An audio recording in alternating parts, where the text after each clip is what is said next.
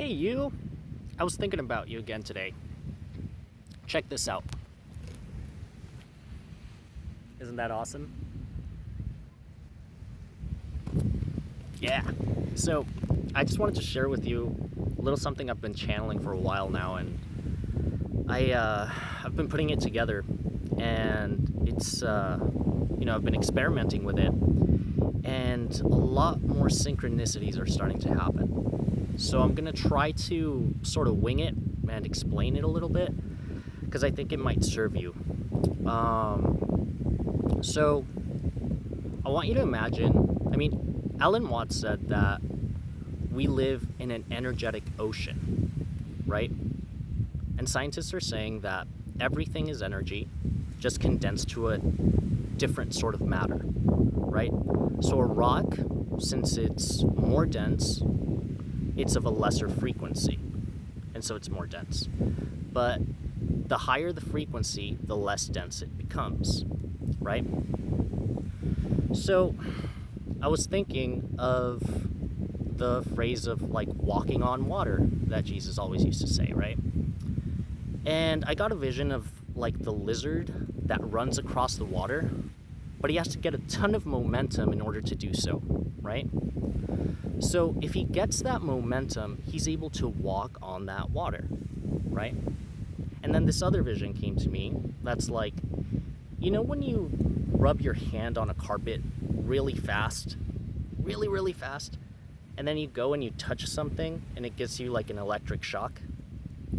So that's exactly how manifestation happens, right?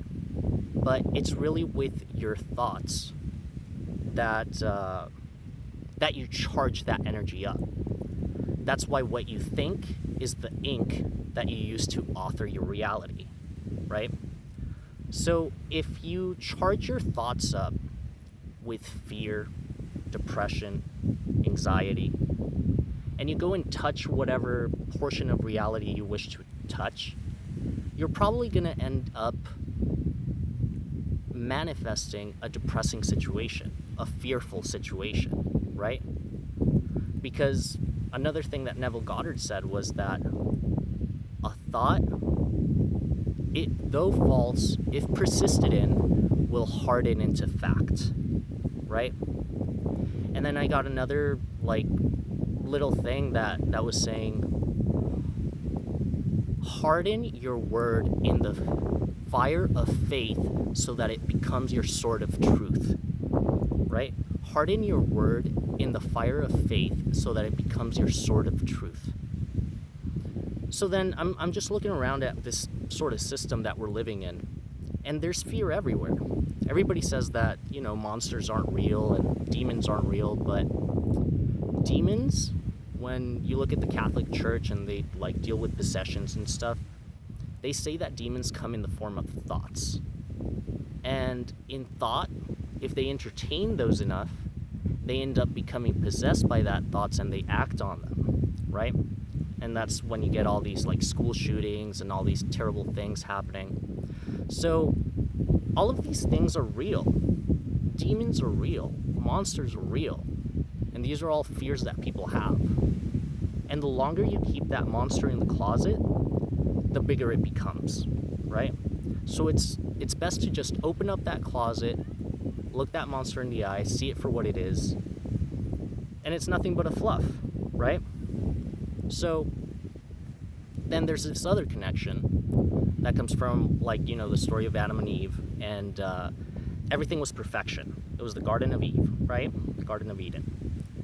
And then the reptile comes and he tempts Eve to bite the apple. And that was the first sin. But in Spanish, sin means without. So what I'm thinking is, you can't manifest anything that you can't imagine. If you don't let any negativity into your mind, into your mustard seed, which Christ talked about, you can't manifest it into the world. So your thoughts are the seeds that you plant in your mind, and they project out into the holographic reality that you experience. Because what scientists are saying is that we're crystals, right? If you look at a blood cell, it's crystalline. Bones, they're crystals as well. And what happens with crystals? If you project light into them, it turns into the rainbow. And we can only see 1% of the totality of the electromagnetic spectrum. And what we can see within that is 0.0035% of that, and that's called visible light, right? So if that visible light projects into the crystal of our being, and the filter of that light is our thoughts, then that's what's going to project into your reality. So that's what I'm thinking, like, that's why they, it's not called television programming for nothing, right? It tells lies to your vision, programs you into fear, and that's why we're seeing all this inverted world, right? And what they're saying is, like, everything's inverted. Cops destroy justice, lawyers destroy justice, doctors destroy health, the education system destroys education, religion destroys the spirituality. I mean, we're living in an inverted place, right? They're bringing the upside down up here, which is what we're seeing happening. There's also a 10% increase in child suicide since the pandemic, but nobody's reporting on that. So if we switch pandemic over to the current system, I mean, it would be a much more serious pandemic that people would be looking at. But since there's no money in that, whatever. But they're just killing off all the new kids with, advanced or, more spiritual ways of thinking. And they just can't support it because, who wants to be a slave in Babylon? They're not called babies for nothing, We're still living in Babylon. So this is what I'm thinking is happening. And that's why what you see on the news, that's why it's called news, because they're using you to project that into reality, right? That's what they want the news to be. And since this entity that's doing this, it's organic consciousness against artificial consciousness. So just connect the dots. What's coming out right now? Artificial intelligence. They say that, the human race is going to become the useless class in the next 10 years. So what I think is that it was really using us as a sort of blueprint to imitate the way consciousness actually acts, right? Because if you look at the Bible, it's like, oh, okay, so Sophia, organic consciousness, apparently, like, she made Satan, right? And she was so disgusted, she threw him down into the earth. And then Satan became super, like, jealous of that organic consciousness. And what the Gnostics said was that this was a bad copy of the original. So this is what we're seeing. It's the inverted copy. And it needed a blueprint to imitate. So now that it's sort of made an algorithm of the human psyche with all of the things that it's collected in the World Wide Web, and W in Hebrew is 6. So 666, www, right? World Wide Web. It's not called that just for nothing. It's because it's meant to entrap humanity, right?